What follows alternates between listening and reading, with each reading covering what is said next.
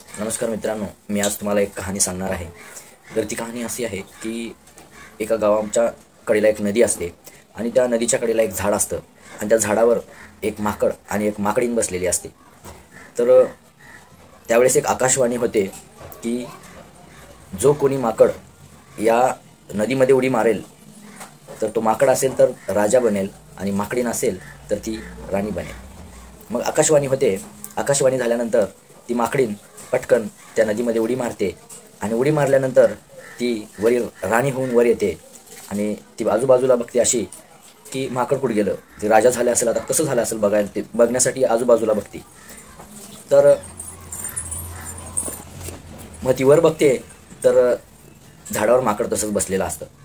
मग ती माकडाला म्हणते, माकडा तू आकाशवाणी ऐकलं नाही का?" मग माकड म्हणतं, "मी ऐकलं." "मग तू उडी का मारलं नाही?" माकड म्हणतं, "मी विचार केलो की या जर पाण्यामध्ये उडी मारलं आणि मी राजाच नाही झालो तर ती म्हणते, "अरे माकडा, तू उडी मारला असतास आणि राजा जरी झालं नसाल तर माकडाचा माकड तर राहिला असाल." तर मित्रांनो, या कहाणीमधून तुम्हाला काय शिकायला भेटलं ते कमेंट करून तुम्ही सांगू शकता. धन्यवाद. Thank you so much.